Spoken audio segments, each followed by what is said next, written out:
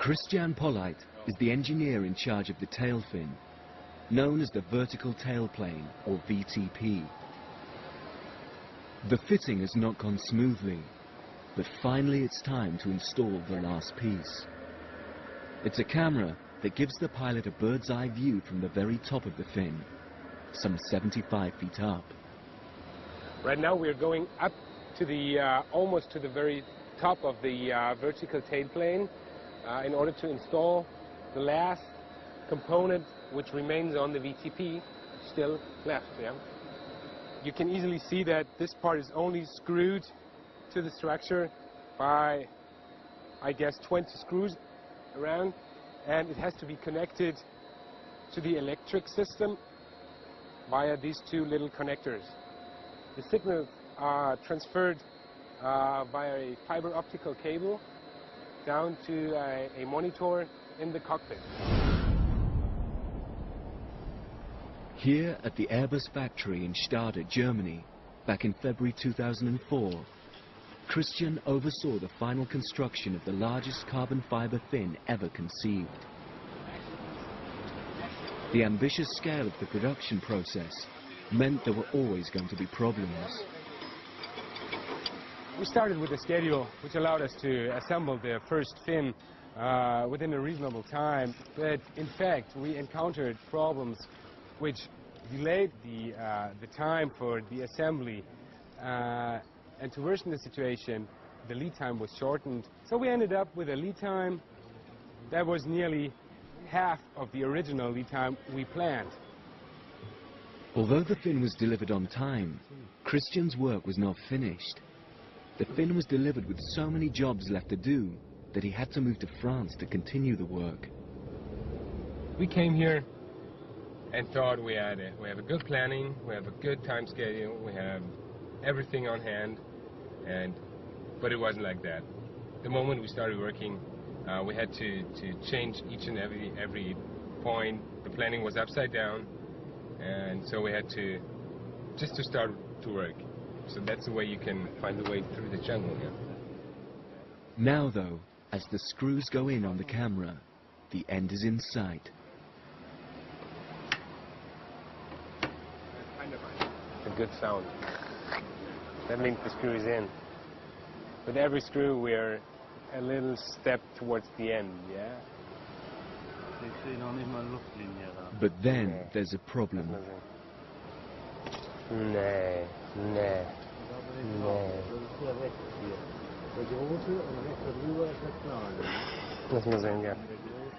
The fiber optic cable is too short to reach the camera.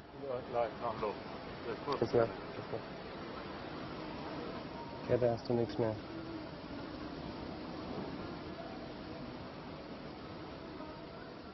The connector is here, and the cable ends here, and we have to have another 1 centimeter, about about half an inch, which is the cable too short. I mean, but these are,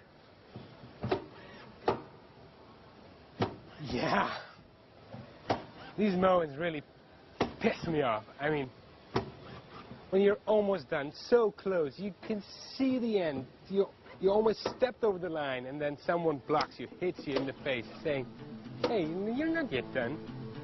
How could you imagine? Despite the setbacks, in other areas things are going to plan.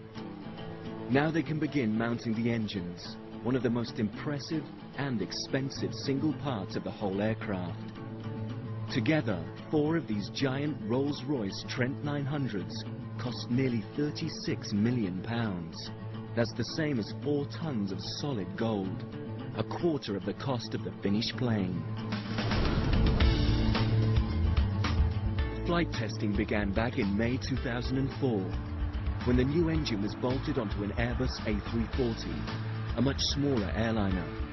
It dwarfs the other engines.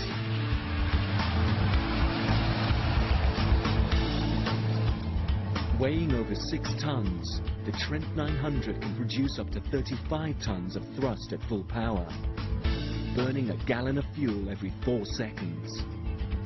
These early tests proved the engine at altitude, But there's a much, much tougher test to come. Here in Hucknall, Nottinghamshire, another test engine will soon be a smoking ruin, deliberately destroyed as part of a dramatic and crucial safety test. It's an important milestone for the entire A380 project, and as engineer Hilary Barton travels to the test, she admits to some nerves. I must say I've got a few butterflies at the moment, but basically everybody's done the preparation and it's just now a matter of getting on and doing the test. Obviously before the engine starts, you're sitting there just kind of hoping it all go well, but just really waiting for it to happen now. Every few years, a fan blade will fail in a jet engine somewhere in the world. A rare but violent event that must not put lives in danger. At the root of the coloured blade is an explosive charge. With the engine at full power, it will be detonated, releasing the blade with astonishing force. Whatever happens, the blade must not be allowed to burst out of the engine, where, in real life, it could do serious damage to the rest of the aircraft.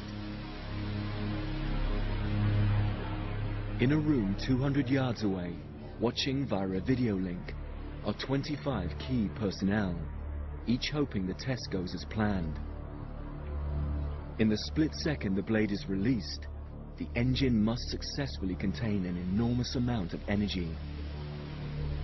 It is a very violent test. This thing is spinning round, it's at full power, so you've got the forces on the blade are quite significant. It's like having a locomotive hanging on that blade. So you're obviously having to contain the energy of that system. So there's a lot of energy involved in the design and containment of the blade. I mean, the whole engine will get a huge big shake. As ever, the size of the A380 increases the challenge. The bigger the engine, the bigger the blades, and the greater the energy released if one were to fail. Spinning at 3,000 revolutions per minute, the blades experience a force of more than 7,000 times their own weight. So everything is done to make them as light and as strong as possible. A top-secret process molds the plates from ultra-strong, ultra-light titanium alloy. To save further weight, the blades are heated to 900 degrees in a furnace until they are softened. The gas is pumped into cavities inside the blade, inflating it like a long, thin balloon. The result is a hollow part curved in 3 directions for aerodynamic efficiency. Supremely strong, yet light enough for someone to pick up and move quite easily. Each one costs the same as a luxury car, and a full set of 24 are about to be destroyed in the name of safety.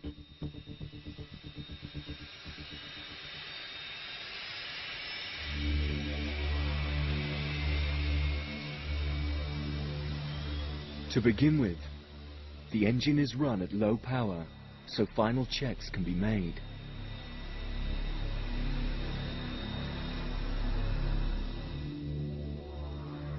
Over in the viewing room, Hilary Barton and her colleagues are anxiously waiting. The main concern is that as the blade is blown free, the casing around the fan absorbs the huge impact and prevents potentially lethal shrapnel from escaping. High-speed film cameras are used to analyze the action, and at last the throttles are opened and the engine brought to its full, awesome power.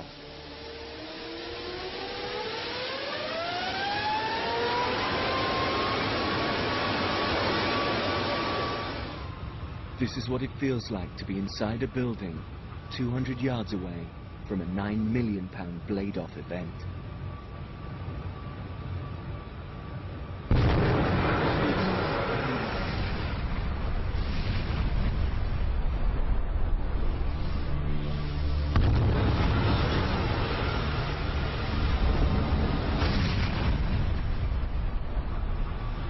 blade-off testing is normally top secret.